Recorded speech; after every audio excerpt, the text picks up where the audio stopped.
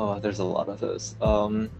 I guess the first, like the biggest one is the CCRC, the Cecilia Chung Resource Center, which is like at its core like a space for the queer students on campus. It's just a space for us, like specifically us. I miss the community spaces on campus. CSRC is a really great example. The Cecilia Chung Research Center, the MPJ Lounge, the Marsha P. Johnson Lounge, and honestly, I just miss like being able to go to the glades and just relax on campus. My favorite thing was like during this like warmer months, just to get like a GPC burrito bowl and then just like sit on the grass and just like watch people as they walk past and just like do readings for class. It was a ton of fun, very pretty. I miss it a lot. That was sort of a complicated decision because, well, my parents principally wanted me to like come back because they felt that Berkeley was going to be less safe. And so they told me that I should probably come home. But that was a lot, like complicated a lot because I'm trans. And so I was right in the early stages of like medical stuff. I wasn't totally out to both of my parents. Only one of my parents knew. And so I would be going home, being out to only one of my parents while medically transitioning. As we all know, Berkeley rent is really, really, really expensive. I'm not paying for Berkeley rent any longer than I have to. Like, that's not something I want to do. Like, of course, moving back home has its own downsides. Like, I'm not out to my parents and stuff. But overall, like, especially financially,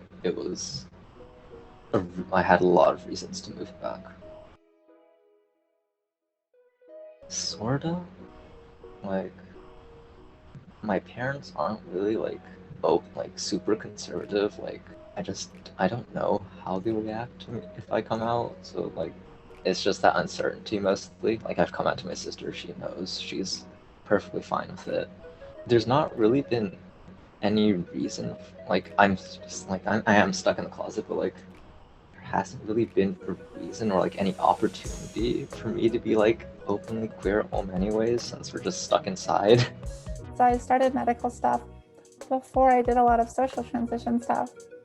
And so that meant I was still like presenting as what other people read as male and that sort of thing. And so going back was just a matter of managing medical stuff and like keeping access to medical supplies and staying in contact with my doctors, all without trying to out myself to one of my parents. My dad is like super homophobic and transphobic, and he has a history of anger issues.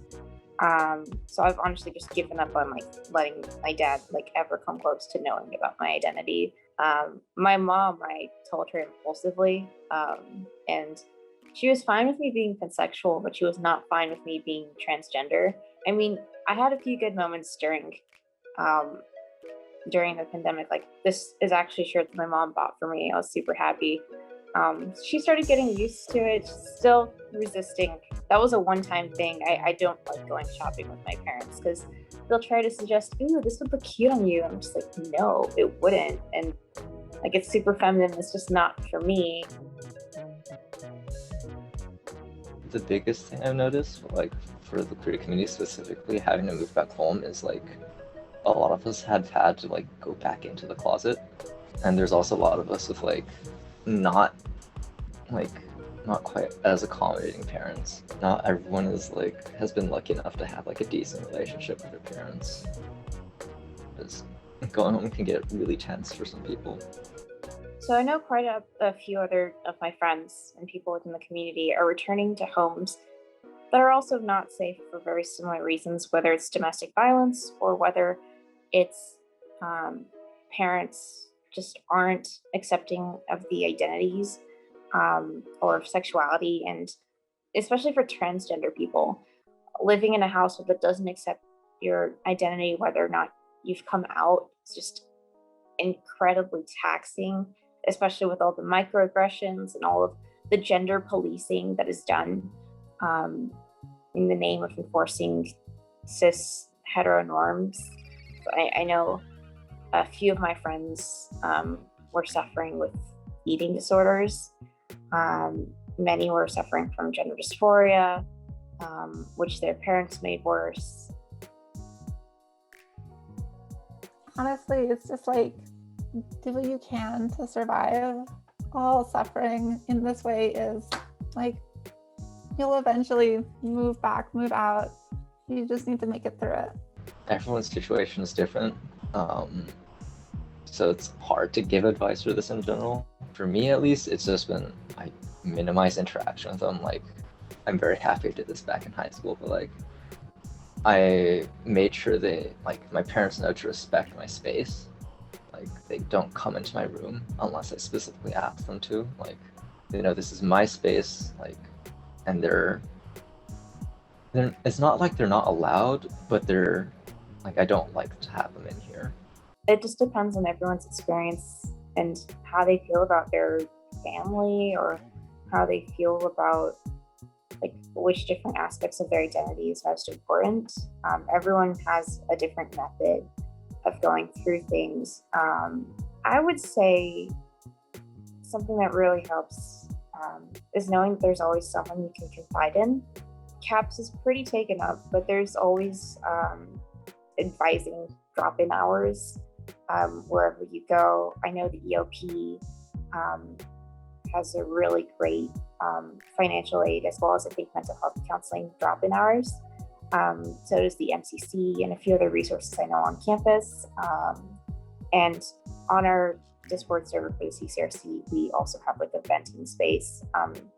Always know that there's someone out there who cares about you. And I felt scared to confide in other people because I felt like what I was going through was too big or too scary for them to handle. And I recently confided about that in my roommate, who I was really scared to confide in, because I was like, I don't want to burden you any further. I know you're going through it with COVID too. And they said, no, tell me. I would rather you tell me than, suffering in silence. And like I know that I don't understand what you've been through, but I would be more than happy to listen to you talk about it, and I can handle it. So there's always someone out there who can handle what it is that you have to share with them.